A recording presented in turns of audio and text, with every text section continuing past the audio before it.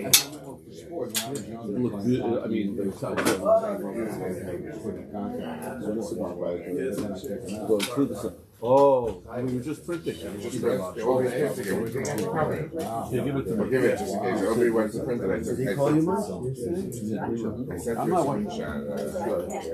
I sent a screenshot to Overman. I had a hard action that day and then show up. I'll tell you now. They said we can sleep on, but I didn't Good morning, ladies. How are you?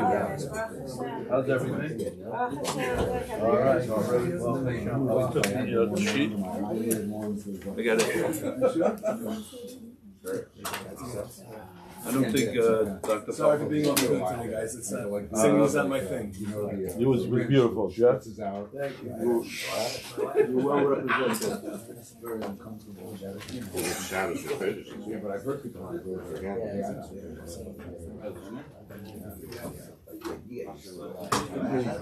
Yeah, I know. Yeah, Yeah, I saw he said you brought it in. and then like He told me I was over there with the printing. I was in the the printing. whole time, I was scarring and. But if you're active and you feel like some people actually say they see better.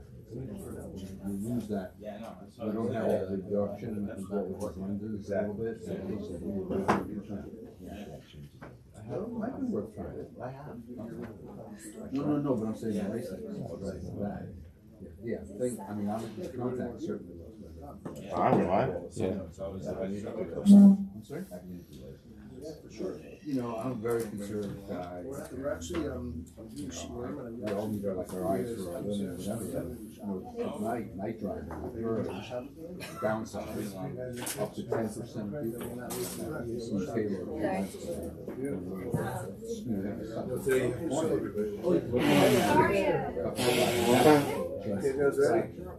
because of that, tonight some people and I feel I'm going to be in that 10%. Odds are good, it's not. It's not.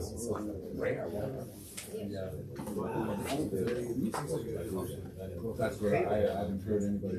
I think maybe they're trying to smooth it or something. Yeah. I tried to be a little discouraging from my dad at his age. He wasn't against that. It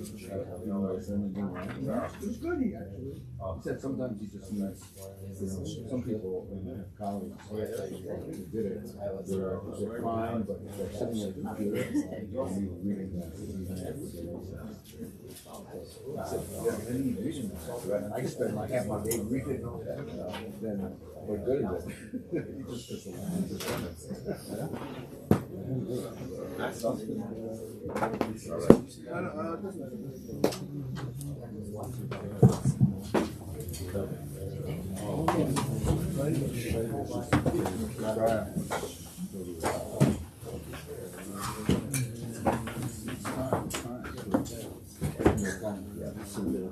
Yeah, I'm waiting. Do you have a sheet? But I always have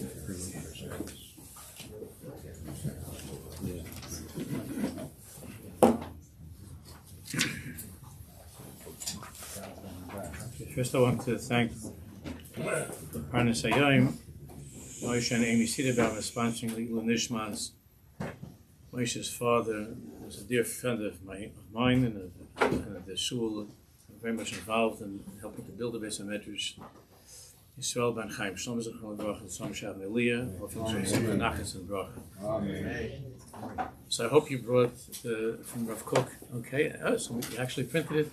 Good, very, very good. You printed it. Okay. So we're going to learn now this Torah from Rav Kook that we learned together around I would say probably 15 years ago. It's not so long, but it's hard enough to remember to get a page from one week to the next, let alone right? It's hard. So we learned last Erev Shabbos the life of the tzaddik, not just the tzaddik, but amech kulam tzaddikim, is a life of what I think was best in the two sentences in the Maimer that we learned last week is kinyono yitzia migvul atzmo, the meaning of the tzaddik, the meaning of a Jew is yitzia migvul atzmo, is to be able to go beyond, to break out of that gvul of himself. So on the one hand, we're learning about finding oneself. The whole Sefer Ayeka is this Nakuda.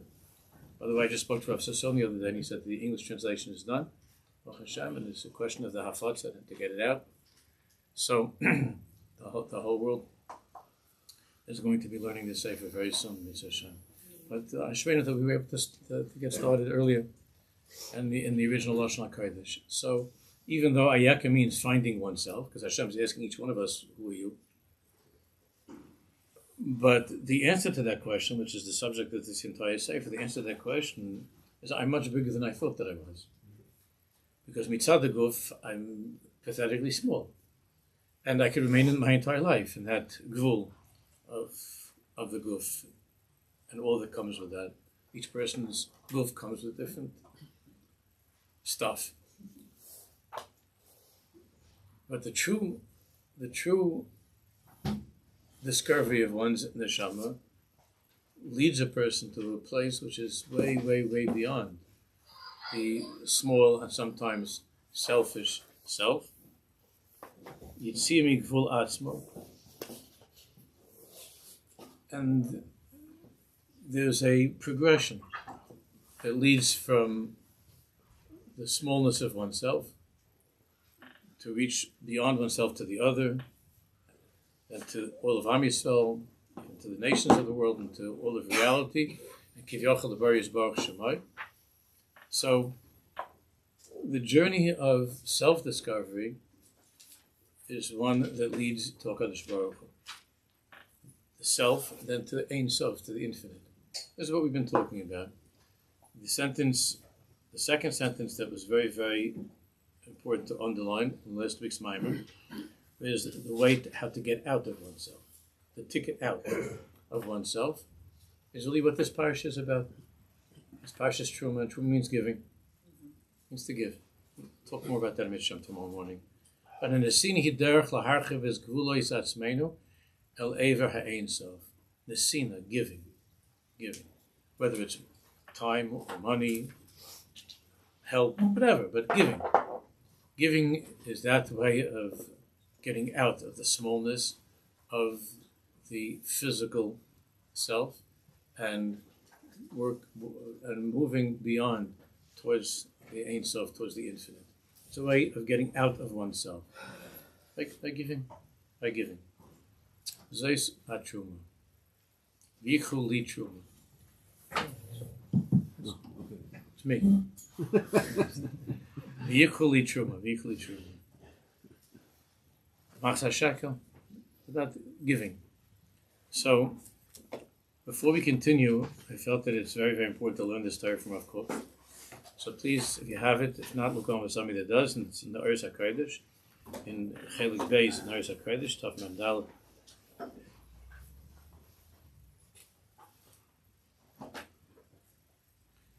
Yesh shehu shar shivas nafsho. There's the kind of a person whose song is the song of his own soul. We'll use the word nefesh. Of course, we know that the deeper part of oneself is ruach, neshama, and chayichida. But yeshu shar shivas nafsho. There's a person whose song is the song of himself.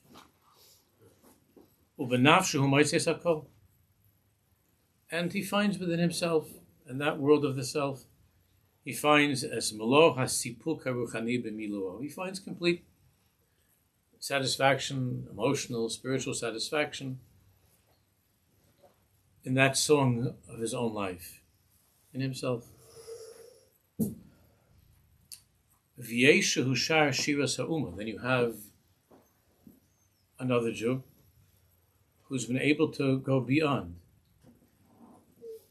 the song of his own life, his own Shabbos, his own davening, his own family, his own shul, his own, go beyond that. And he sings the song of Am Yisrael. Yeshu Shar Shiras HaUma. He's already singing the song of the Jewish people. Look how Rav Kook describes this. Yotzehu mitoch ha'ma'agal shal nafsho hapratis. He leaves. He's able to go beyond that circle of his own nafsho hapratis, his own personal life. She'ena moitze oisa mucheves kiroi. He doesn't find his own personal life expansive enough. That doesn't mean he doesn't have a lot to do with work, and could be he has a very big family, and he has a lot of friends. It's not talking about numbers. He doesn't find that circle of his own personal life is mucheves kiroi, that it is expansive enough. Again, we're not talking here about numbers. It means big enough. V'lo miyusheves yishuv ideali, and it does not satisfy the idealism within himself, that great ideal that a person has. Shoef limrome ois. He's longing for the heights of strength. I mean, limrome ois meaning to greater, stronger heights, to something higher than taking care of one's family and one's immediate circle in life and so on. Umezdabek bi'ahava adina im klalusa shel knesses Yisrael. So he ascends from just singing his own song, and he attaches himself with ahava adina, edel love, delicate love, in klalusa shel knesses Yisrael, with the entirety of the Jewish people. V'ima hushar eshira, and together with Am Yisrael, this person sings those songs. Shira means the songs of the Jewish people. So on one particular day, it might not be going so well for you. You might have lost a deal. Could be that your kid screamed at you or something. Chas v'shalom. It wasn't a good day. But the song of the Jewish people, it still goes on. There are people who when in their own personal life something is not going well, or chas v'chalila, something is not going well in their own. It could be in ruchnius.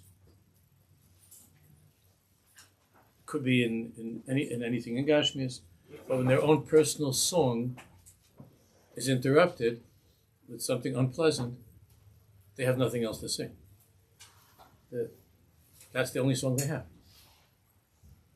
So if you tell the person, no, maybe it's not going so well for you today, but Baruch Hashem, Am Yisrael is thriving, and there are many other Jews that are doing well.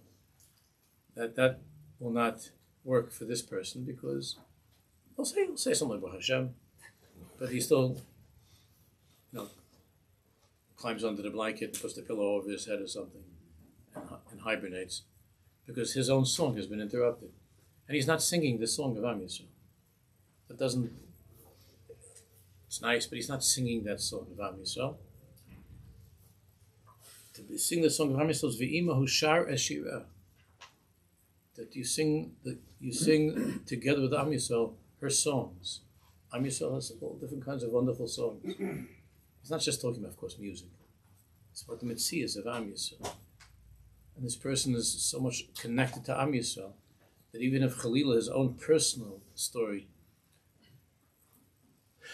is difficult or has been interrupted, that he's in love with Am Yisrael.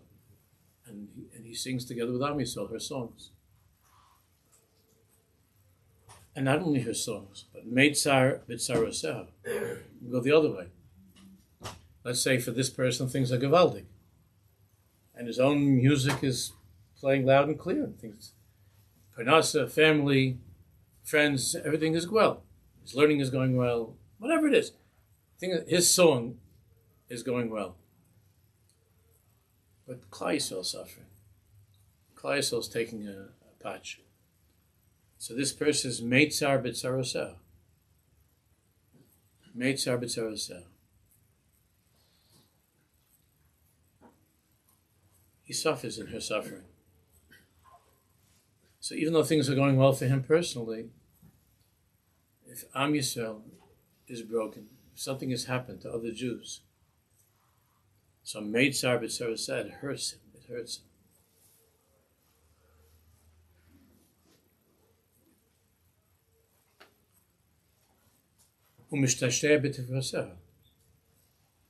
But this person delights in the hopes of the Jewish people. See, even while Am Yisrael is going through tsaras, Chalila, and this person is broken by the tsaras of Am Yisrael. Because just as this person sings happy songs when things are well for Am Yisrael, this person mourns together with Am Yisrael. But at the same time, is mishtasheh b'tikvaseh, delights, thinking always about the hope of the Jewish people. So again, even though your situation might seem to you as being hopeless, well, there's no Yerush, of course, but if it seems to a person that his own situation is hopeless, it doesn't take him away from the hope of the Jewish people and being filled with that hope that all of the promises of the Nevi'im and Chazal and the Tzaddikim, all of those promises are going to be kept. All of Hashem's promises are going to be kept. And therefore this person, even though his own personal situation might seem to be hopeless, and even though he feels the pain of Am Yisrael, but at the same time, he's mishtasheh b'tikvaseh.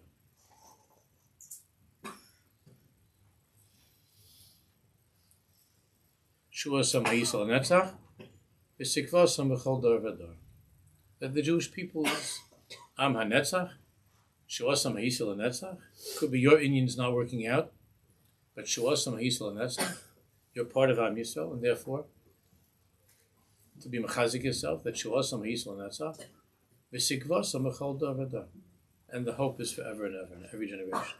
V'sikvasam B'chol Dor V'dor. Therefore, this person, Rav Kook writes, lives differently than others. How does he live? He's always thinking great exalted thoughts and learning great exalted things, pure things, about the past of the Jewish people. This person is obsessed. I don't like to use that word. Have to be careful I use it, because now people say I'm obsessed about ice cream or something. People have all kinds of obsessions now. But there are Jews who they're obsessed with Jewish history, with the past of Am Yisrael. They're constantly thinking about and studying and looking back and marveling at the wonders of Am Yisrael's past, who we are, where we come from. Something which nowadays it's something that's becoming harder to hold on to. You talk to a kid nowadays.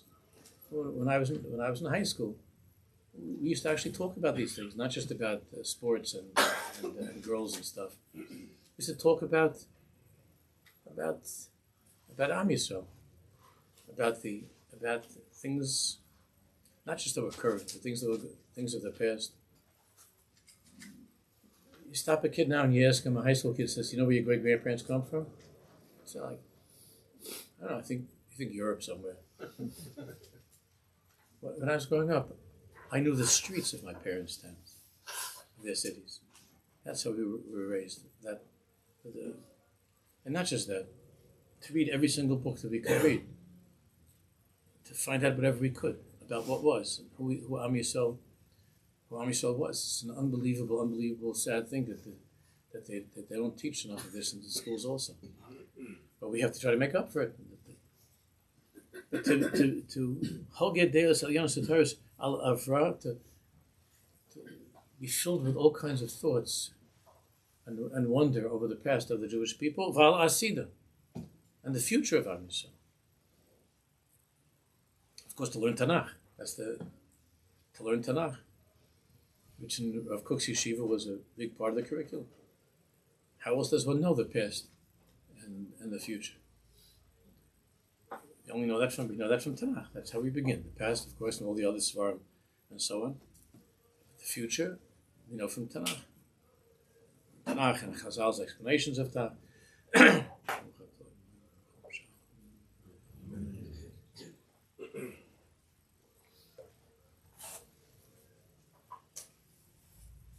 V'choiker be'ahava. And this person investigates, studies, analyzes with great love. U'b'chochmas leiv. And with wisdom of the heart. The intellect. This is for everybody, not just people who are very, very smart. V'chochmas leiv as tochen rucha hapnimi. The inner spiritual life, the content, the spiritual content of Am Yisrael. We need to learn the Svar HaKadosh. To learn Chassidus, Kabbalah, and Mussar, and Machshava, Agadata, to try to understand in the deepest way the Ruach HaPnimi. The Ruach HaPnimi. The inner life of the Jewish people. It's very simple that if you're in love with somebody, you want to know everything about him or about her. You're not satisfied with just sharing, you both like the same ice cream. That's not. You want to know everything about what's the tochen haruchni hapnimi of this person. Who is this person? What is this person? You want to know everything. You want to know the lemais of that person's life, and you want to know the tochen haruchni, the tochen haruchni of that person. So when someone's in love with Am Yisrael, you're mishuggah, crazy to find everything out about Am Yisrael. You want to find out everything about Am Yisrael. What does it mean? What's a Yid? What does it mean? What is a Jew? What is Am Yisrael? Who is Am Yisrael? What's the Tochen HaPnim? You can't get that without Tanakh. You can't get that without Kuzari, without Maharal. You can't. Without Rav Kook, without the Gra, without the Ramchal, you can't get that. So what does it mean to go out with somebody? I mean, you want to have like a shidduch mate, you like an old-fashioned shidduch. You go out with somebody, you don't even know the person, so then, and you go into the chuppah. Most people are not ready for that these days. Even in the Chassidish Welt, it's not the way that it used to be. But in Pneumius, to have a connection to Am Yisrael, you want to know everything about her. You go out with somebody, set up somebody in a shidduch, and they go out and this one says, I speak English and I'm Jewish. One says, I speak English and I'm Jewish. And say, let's go. Let's make a vote. You would be nervous if your kid did that. Again, I'm not saying that we don't have a history of that with the families and parents and so on. I'm not talking about that. But I don't think that's what anybody's looking for these days. If your kid came home and you asked your kid, say, how did the day go? Say, we didn't really talk. You didn't have anything to talk about? No, but it's okay because she speaks English and we're both Jewish. So I'm fine. I'd like to move ahead. Mom, Dad, plan of art. I heard it's a lot of fun. It costs you $10,000 to put out some cake and stuff. For people to be annoyed and come out, for 10 minutes somewhere. Sorry for being so cynical. I try to be honest. Sometimes it comes out not so nice. But that's a shidduch. So you can say, well, okay. So then in the elevator, you'll find out about each other later on. I said, okay, that's yesh mashu b'zeh. You end up finding out good things. Sometimes you think you know somebody so well, and you find out bad things later on. But the bottom line is that when you love someone, you want to know everything about that person. So when you love Am Yisrael, you have to know everything about Am Yisrael. You can't not be interested or excited to find out more about Am Yisrael.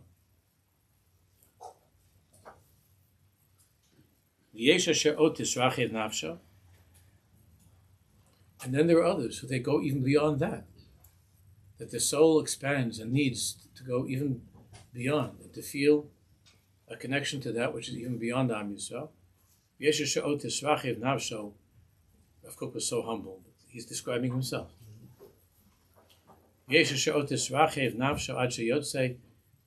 till he goes out even beyond not only his home, his neighborhood. He goes beyond Am Yisrael. Muspashet me'al gvul Yisrael. Lo shira shira sa'adam. This person begins to sing the song of mankind. The song of mankind. Of the world. Of human beings. Shira sa'adam. Here is a shira sa'adam. And if you or I don't hear it, it's because we're not such big people. There's a beautiful Shira Sadam. And they're very sad. There are things, they're sad songs that mankind is singing. In every generation, in every moment, there are happy songs, there are sad songs. But to care about those songs. I mentioned to you once that many years ago, you remember when the rocket blew up? Right when it went up? What was it called? Challenger. Oh, the Challenger? Just when it went up and everybody was watching it, there was a Yid. There was and on that. And I remember when that happened, everybody was listening on the radios and watching on television. When that happened, I was on Main Street in Queens. I taught across the street, and I was across the street. I went to pick up a certain cipher across the street in the Judaica store on Main Street. And everybody was listening on the radio. And we heard this, Mamish, what happened? Everybody was very shaken up. And there was a guy there that said, somebody get all excited, a couple of guys blew up in a rocket ship. And it's just a thing. And the owner of the store said, these are people, these are human beings, family, people. Besides, there was a Yid. Okay. Even if there wasn't a Jew, what's the matter with you? How can a person be so oblivious to the song of the world and to the crying of the world? So Gullus had, unfortunately, there was an impact, there was an effect that Gullus had upon us, that Gullus can make a person very, very big, but can make a person very, very small. So a couple of guys blew up, no, mein Afgemein.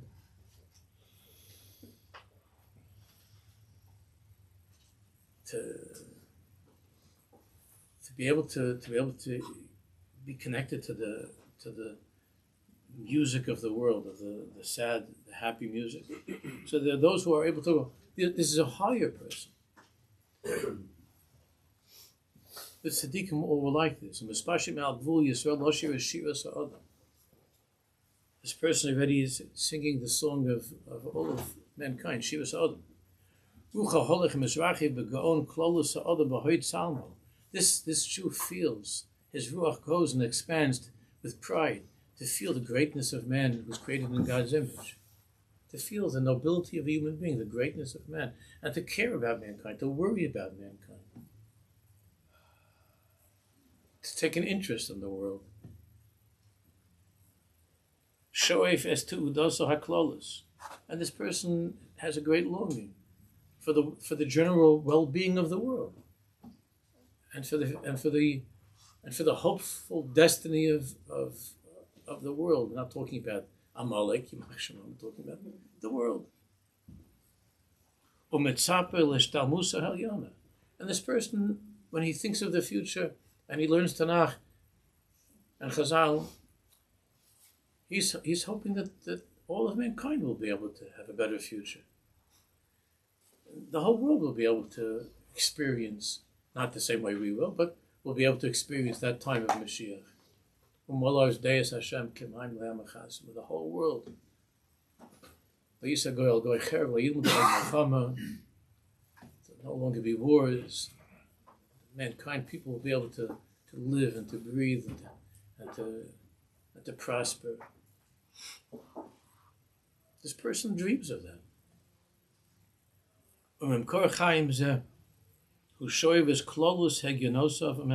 therefore, he also draws from the thoughts of the world at large and takes an interest and studies, tries to understand. The strivings, the hopes, and the visions of the world to understand. Not any contradiction, Chalila, but Torah, to try to understand. The she'ifas and the chezyonis. Therefore, this person is somebody who will, depending upon, everybody has different sensitivities and different interests, but poetry. In poetry, one can find a lot of the higher aspirations. Also, you can find bad things, but in classic poetry, one can find a makar of the aspirations of the world for better things, higher ideals. Again, it's not always matching with ours. Oftentimes it doesn't. But there's a certain greatness of man that you can find when you study literature and poetry.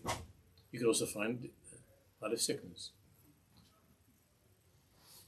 But there's so much that's fine and it's admirable, noble in the poetry and the literature of the world.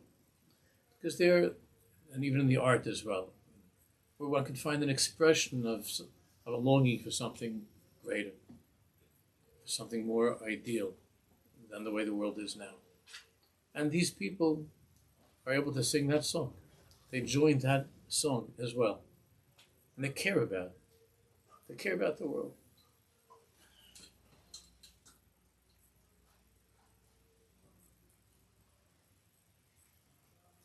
So again, all of this is in a healthy way, in a proper way. I'm not talking about anything that's extreme or unhealthy. I'm not going into any pratim like that. But there's something to be said about a person who'll just walk somewhere and throw some garbage on the street. Again, I'm not from the, I'm not saying that's the biggest aveira in the world, but it's a reflection on a person. It's a reflection on a person. I'm not even talking about there are people that do that in shul. That will just walk over things on the floor in shul, or bend down, or move anything, or fix a chair, or put something in order, even in the shul. But there are people that might do that, but then when it's in the world, especially if it's not in Yerushalayim, it's not in Eretz Yisrael, they don't feel any need to fix things. They'll even just throw things and drop things. And it shows a certain smallness in a person also. It's a certain smallness. Not just that an issue of hygiene or the ecology and the world. And it shows a certain smallness of a person. To walk over wrappers and to not care about these things. It shows a certain smallness. But there's even higher levels. There are others who soar even beyond this, who break out even higher. While all of this, but go even higher. And it's all cumulative, of course. It's not just, you don't leave one place and go to the other. It's all together. To care about the physical world, the environment. Again, I'm not talking about an environmentalist. But misachid in kol hayikum kula, like Rav Kook couldn't stand, as I mentioned to you, when he was walking once with Rabbi Levine. Rabbi wasn't paying attention. I believe it was Rabbi Levine. I mentioned to you a few weeks ago. He was walking. He took a flower. He picked off a leaf from some tree, and then Rav Kook went, "Oi!" And Rabbi didn't know what happened. And Rav Kook said, "How could you do such? What are you doing with that? What do you tear away life like that? It's just nothing to you." So again, was Rav Kook an environmentalist? Would he go marching in a parade for trees or something? No, but because that's already something that's not healthy in a certain way. Disparage people, but it's not healthy. But to feel that there's a metzius of HaKadosh Baruch Hu's world, and to feel HaKadosh Baruch Hu in everything, because the connection that this person that we're describing has with these levels of song is because he sees God everywhere. So he sees HaKadosh Baruch Hu in his own soul. He's looking for HaKadosh Baruch Hu Nam Yisrael, HaKadosh Baruch Hu in the world, and even in physical reality, material reality. Misachim kol hayikum kulo. In kol abrius, animals, plants. In kol ha'ilamim, all worlds. He learns this from HaKadosh to find out about other worlds. Other worlds, higher worlds than this world. Someone could say to you, "You have enough trouble with this world. What are you going to? What do you need to go to Yitzira? What do you have? You're having enough problems over here." And with all of these worlds, he sings Shiva, like the Malachim. He sings the song of the universe, of all worlds. We have the Parak Shira. I was talking about it in Tu B'Shvat. We have the Parak Shira, which Chazal say such things about Parak Shira. He'll mention in a second. Which you don't see come out to anything when there's such promises. If you say Parak Shira, Adam Haba, and everything is Parak Shira. We see that everything in the world has a song, and the tzaddik wants to sing together with the rest of the world. It became now popular to say Parak Shira, and someone said because if you say Parak Shira, it'll be good for you. But there's something. Of course, there is truth to that, and there are all kinds of promises about saying Parak Shira. But here, it's possible for a person to say Parak Shira, and all he thinks about is himself. No. In other words, why are you saying Parak Shira? Not to sing along with the animals and the plants and the planets and all that, but it's Parak Shira. It's a skula that I'll get a shidduch. So that's why I'm saying Parak Shira, because it's a skula for me, for Zich. It's a skula for the person himself. See, even the biggest things in the world. Chazal didn't mean just to recite Parak Shira. They were talking about singing the song together with the world. Not, you do a 40-day Parak Shira, you're going to get rich. You get a shidduch. My best friend had Parak Shira for 40 days by the Kosa while standing on her head, and she got 5 phone calls that week. It's singing with the world. Not another schooler for schooler. Look, so this is what he says. Shira. Doesn't say ha'omer. It's very interesting. Doesn't say if you recite Parak Shira for all the schooler people. They should be well. And all their fantasies should be satisfied. I was going to say dream, but dreams are more serious than a fantasy. It doesn't say ha'omer Parak Shira. It says ha'oisek Parak Shira. That's different. The same way you don't recite Torah, you're not just reciting Torah. It's lasik b'divrei Torah. You're oisik b'divrei Torah. You're in the sugya. So it says Chazal say ha'oisek b'Parak Shira b'chol yom shemuftach lo shuben olam haba, because he lives in a higher world while he's alive. He's oisik in olam haba because he's looking for Elokus in everything that exists, and he sings together with all of creation and all worlds. Therefore, he's not limited to this world. So we understand that oisik b'Parak Shira is a olam haba. It doesn't say ha'omer Parak Shira. Oisik b'Parak Shira. You're oisik in that parak of the song of all creation. You think about it. Of course, you say the Parak Shira. You say the psukim, but you sing together with the world. That Shira. You're oisik in Parak Shira. But this is not the end of this person, surely.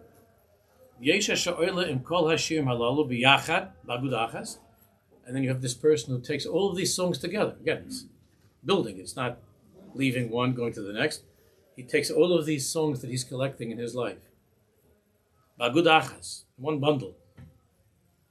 The kulam noistim is kolosayim, and he hears this symphony. In other words, this person, this tzaddik is already, he's in this place where the music is coming from his own nefesh, and then from the soul of Am Yisrael, then the soul of the world, of mankind, then the soul of the world and all creation, the soul of all worlds, and this is the symphony of his life.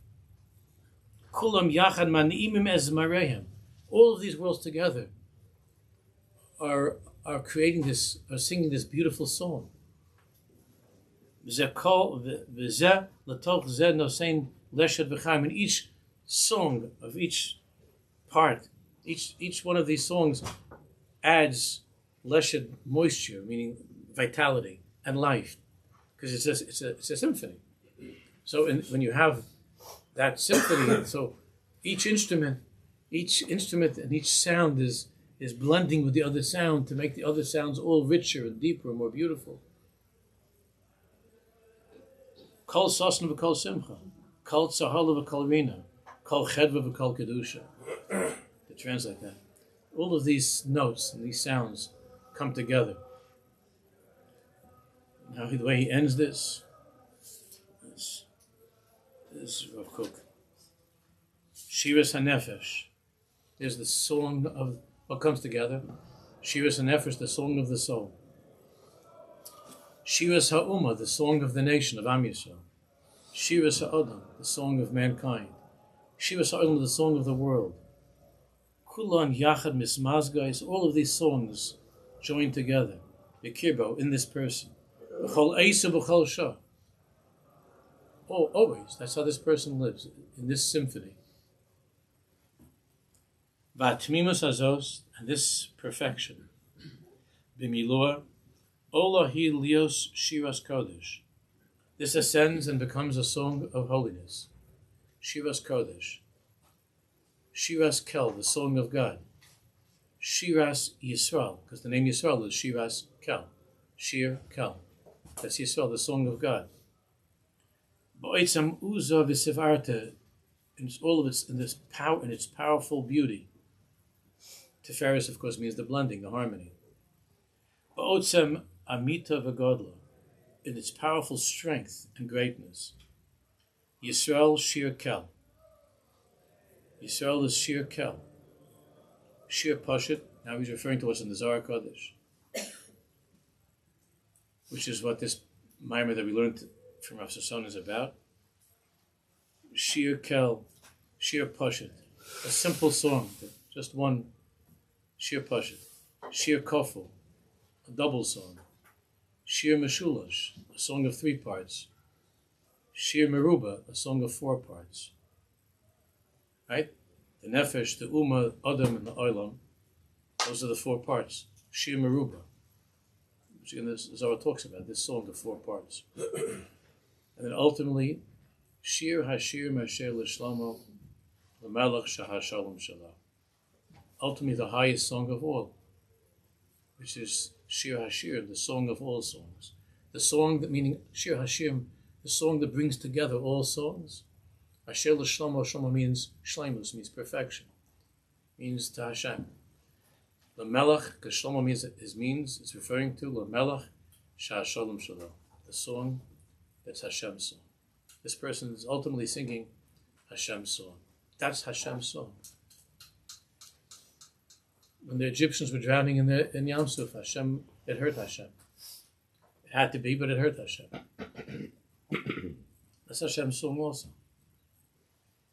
When the flower was picked unnecessarily, Hashem also gave a krech, not just Rav Kook. Because Shir Hashir Masher L'Shlomo, Chazal say, L'Melech, this is the song of songs. Meaning it's a song that has in it all of the songs. Asher L'Shlomo. And if you know that song, then you know the song of Hashem. Because that's Hashem's song. Shir Hashir Masher L'Shlomo. Melech Hashem Shalom. So I go back to what I mentioned last week. That Rabbi Akiva first broke out of himself. First he was singing Shiras HaNefesh. What was the song of Rabbi Akiva? Of a shepherd. His own life, whatever that was, his own personal life, that was his song. And Chazal revealed to us that during that time he wasn't the highest person. And he broke out, Rabbi Akiva, from that through his connection and his love for Rachel Bas Kalba Savua. That was still the song of his own life, his marriage, his family. And from there, his Talmidim, his students. And from there, he went with Bar Kokhba to fight the war against the Romans. His love of all of Am Yisrael. He wasn't able to sit back and watch Jews being mistreated, Jews being killed, Jews being taken hostage. He couldn't stand that. Rabbi Akiva couldn't live that way. Because you could have said Rabbi Akiva was the most successful Rosh Yeshiva in history until they all got killed. He had the biggest yeshiva in history, Rabbi Akiva. So Rabbi Akiva could have just said Shira, and he could have let other people go out to die, right? Rabbi Akiva could have just said Shira. It was the biggest Maggid Shira in the world. He had the most popular yeshiva in the world, ever. Well, maybe now, I don't know, maybe there's a bigger one now, maybe Lakewood or Satmar, they should all be well, I don't know. But he had the biggest yeshiva in the world, Rabbi Akiva. The Mir in Yerushalayim is very big, I don't know. He had the biggest yeshiva in the world, Rabbi Akiva. And he was saying the highest level shiur. He was giving over Torah. So why did Rabbi Akiva need to be the Neisei Kelim of Bar Kochba, to go with Bar Kochba, to lead the Jews out to war? It's Neisei Kelim. Means that Rabbi Akiva carried weapons. It's a simple pshat. What it means, you can say any drasha you like. It means that Rabbi Akiva led us in the rebellion against Rome. It means that he felt it was worth leaving the Beis Medrash and interrupting his shiur because of his love of Am Yisrael and the unbearable reality of the Jewish people who were suffocating under our enemies' rule, under our enemies' control. That was not a divergence from Yiddishkeit for Rabbi Akiva. That was his progression, his ascent from the song of his own life till the level of V'ahavta l'reacha kamaycha, to his unbelievable love for other Jews, to a higher madrega of his love for all of Am Yisrael, to go fight the war of Am Yisrael. He was the one that was as the Rambam brings Lahala, it brings in Mishnah Torah, but we know this from history. Rabbi Akiva was the one who was. He was the leader of Am Yisrael that was behind the rebellion against Rome and was supporting Bar Kochba until things went the wrong way. And we have traces of that in the Haggadah. We also have a Masorah. There's one Masorah that holds that Rabbi Akiva is the one who put the Haggadah of Shal Pesach together. It's almost Pesach. He was the one that he's the mysterious mechaber behind Rabbi Akiva. So the song of Rabbi Akiva, then of course to the world and all worlds, Rabbi Akiva was the master of the secrets of Torah, the Rebbe of Rabbi Shimon Bar Yochai. And the Rabbi Akiva, finally, the last moment of his life, he was being tortured to death by the Romans. So he said, Shema Yisrael, Hashem Elokeinu, Hashem Echad. That was the song of all songs coming together in the highest way, the song of how he left the world. So it's interesting because Rabbi Akiva was the one who says in the Mishnah in Yadayim, it's a very, very remarkable thing. There was an argument among the Tanaim whether or not Shir Hashirim should be part of Kisvei HaKodesh, whether Shir Hashirim should be part of Tanakh. The majority of Chachamim many Chachamim felt that Shir Hashirim should be not included in Tanakh because it's not rated G. You understand? It's there are things in there that are very, very open and graphic, and Hashem's name is not mentioned anywhere in Shir Hashirim. And it's a love story. And it's a very, very romantic love story, Shir Hashirim. So there were those who were afraid, rightfully so, that there were going to be people who are going to take this literally. Many people have. And they're going to think that Shir Hashirim, God forbid, is an ancient, Romeo and Juliet. Chalila. So they voted against Shir Hashirim being in the 24 books of Kisvei HaKodesh, being part of Kisvei HaKodesh. And that's when Rabbi Akiva screamed out forever and ever that sentence. Kol Hashirim Kodesh. What? Shir Hashirim Kodesh Kodesh. All songs are holy. Rabbi Akiva said, but the tachlis of all the songs is that they come together. That's Shir Hashir. It's Kodesh Kodesh. What about the small-minded people that are going to make it into movies? No, Lozam Gain. That's not that. What are you going to do? How you tell the Rosh of Yom, so there's nothing to do about that. But the Klai Yisrael can't breathe without Shir Hashir. Because then we've lost everything. And why is he called a Kodesh Kodashim? Why is he called Kodesh? Kol Hashem Kodesh, Shir Hashem Kodesh Kodashim. What does Kodesh Kodashim tell us? That place in the world. If he says Kodesh Kodashim, means he's talking about Kodesh Kodashim, Yerushalayim. Beis Hamikdash. Means that there's a place in this physical world where it's Admas Kodesh. There's a physical point in this low material physical world. There's a place where heaven and earth kiss. That's what Chazal say. Shmaya v'ara nashka hadad. Where heaven and earth kiss. That means that Hashem gave us this world because He wants us to ascend, to go higher and higher, and not to get stuck in this world. And the Kodesh Kodashim means that there's a place in this physical world where even a malach can't go. Chazal say even an angel is not allowed there, but a human being can. Because the ultimate tachlis of creation is dir v'tachtainim, which means that a person in this physical world, through his love of his wife, of the husband, of the kids, expands, and that world of holiness grows to the love of Am Yisrael, of other Jews, of Am Yisrael, the world. Shir Hashem is Kodesh Kodashim, because just as Kodesh Kodashim means that from a physical point in this world one can expand to worlds beyond this world, and it's possible for earth and heaven to meet, so too in your own life, Kodesh Kodashim in your life means to expand. It means to take those things in your life that seem to be just small and mundane, and to find elokus in everything, to expand the boundaries of your life. That's what Rabbi Kiva was teaching us. So Yotza Nishmoso Be'echad, his neshama left with Elokei Hashem Hashem Echad, because that's what it means. Elokei Hashem Echad, Melech Shahashalom Shalom.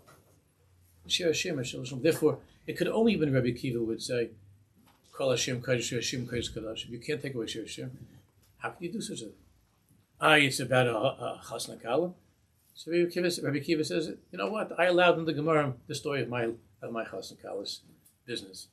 Where else do you have in Chazal? It's the most romantic story in all of Chazal is Rabbi Kiva and Rachel Daskal Zavua, that her father kicked him out. I don't have to tell you. Father kicked him out, and they had to sleep in a barn. And the Gemara tells us that she had hay.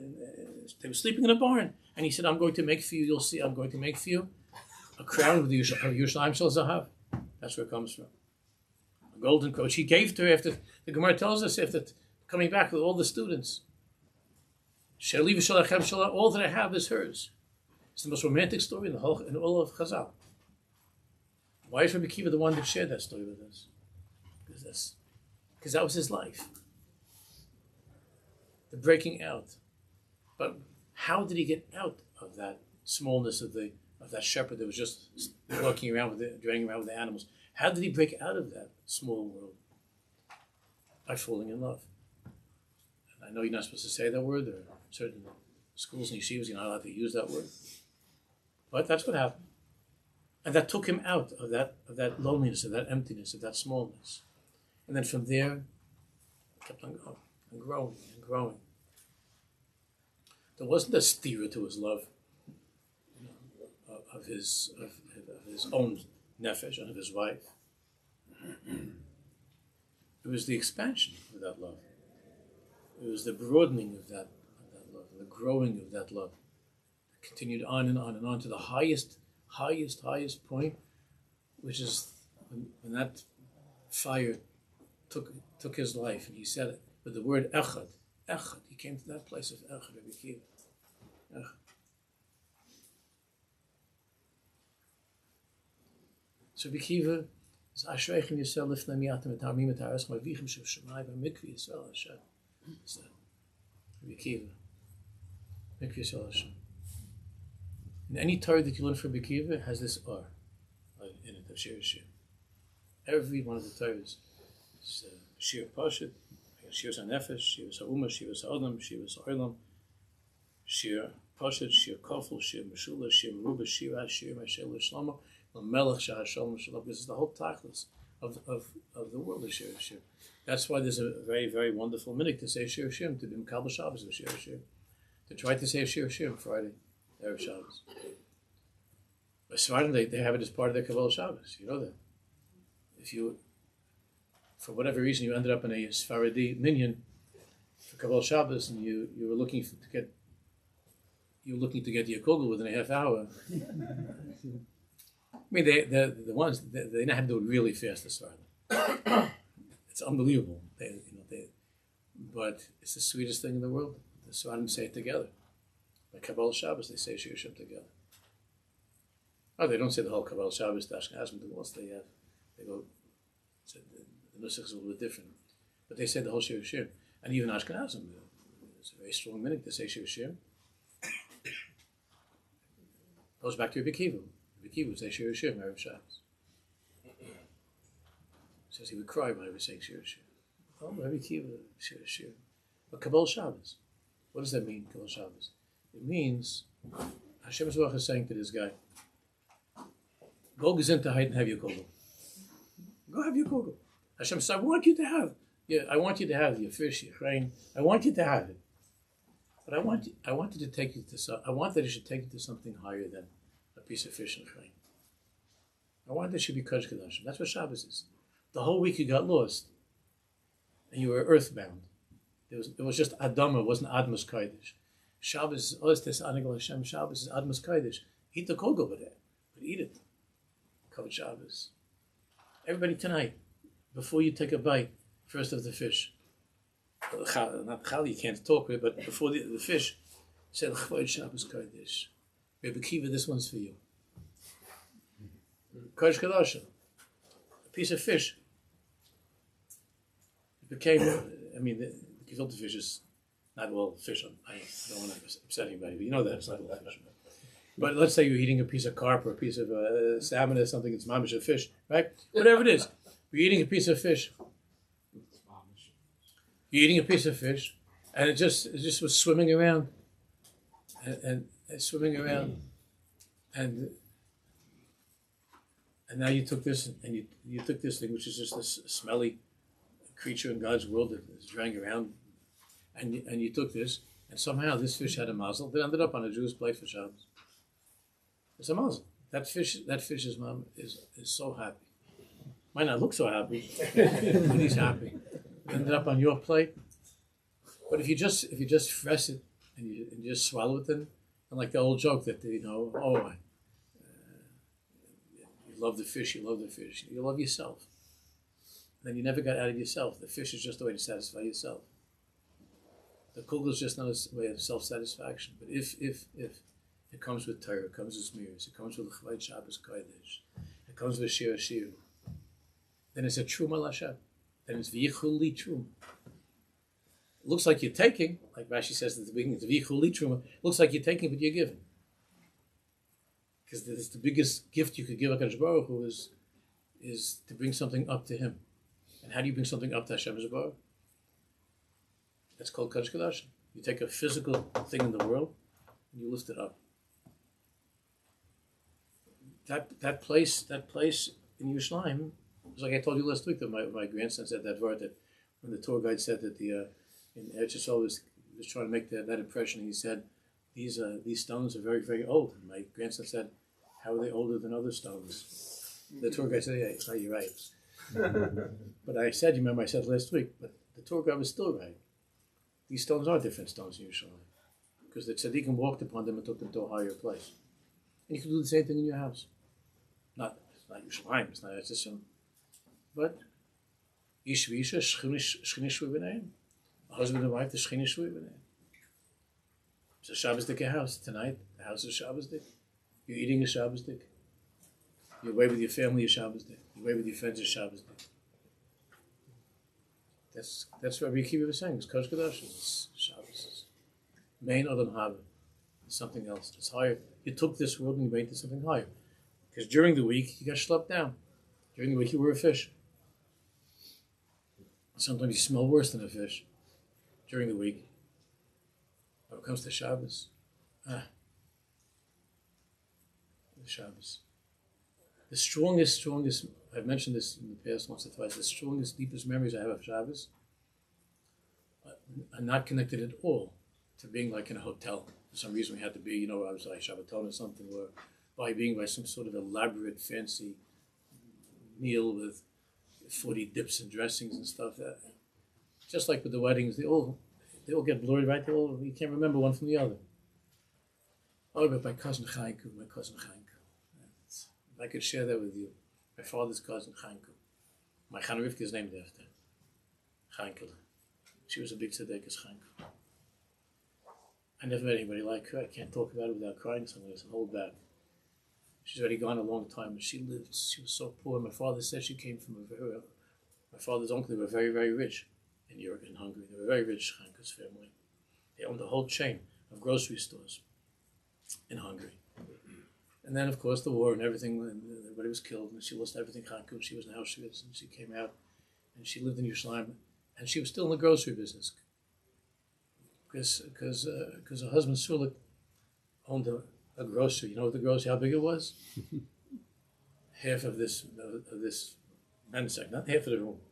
There's a makolet, and he had a little orange notebook, a Kohinoor. I don't know if you remember those. This little orange thing where he had since 1948, he had people that owe him money.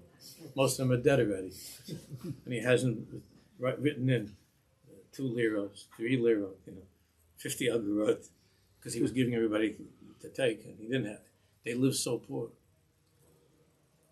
And my father said, you go spend Shabbos with Chaimku. Well, my father sent money for Chaimku. I told you once, my mother got a blender, and I bought Chaimku a blender.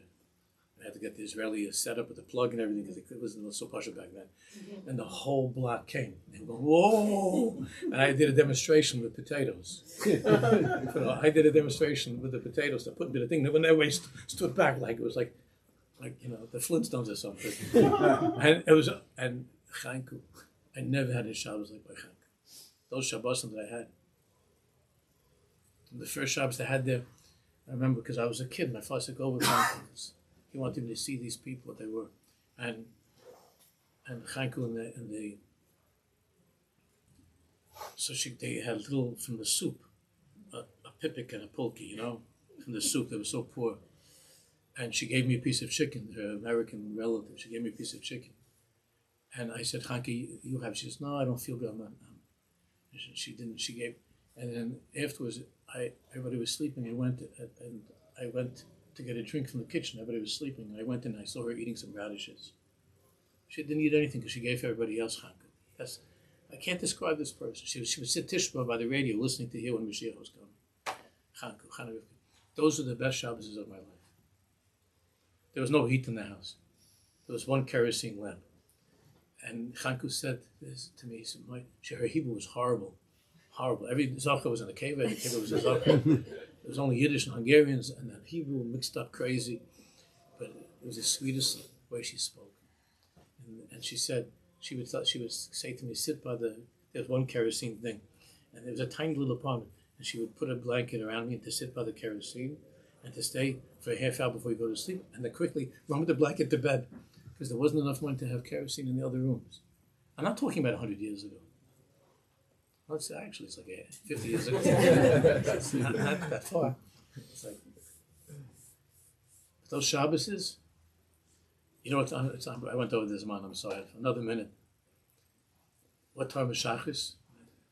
I went with Sulik to Shachris in the shul down the block. This is not Sanhedrin, an old Sanhedrin. It was down the block. Shachris at 6 o'clock Shabbos morning. 1 million. 6 o'clock Shabbos morning. But you know what it was? These poor people, because everybody there was so poor. My father, Zechron Levach, would send, he would send me things to give to this neighbor, that neighbor, and when they were wearing the same clothing all the time. They were so poor. Everything was torn and was tzabachin. But when it came Shabbos, and you see them wearing the Shabbos clothing, they would sit outside, they would walk on the street. We would come back from shul Friday night, and the women were wearing they had the one dress. You could sell all the hotels, and all the dips, and all the fancy things, and all the gourmet glats and supersals, and all of these places. You could sell them for one Shabbos by Chaimku. How thick Shabbos was, the smell of Shabbos, the feeling of Shabbos, the menucha of Shabbos. It's shira mashel shlam. It's not how much you have. It's taking what you have and bringing it to Hashem as a truma. That's what makes Shabbos. So let's try to do everything for Shabbos, to cover Shabbos, and remember Rabbi Akiva. Good.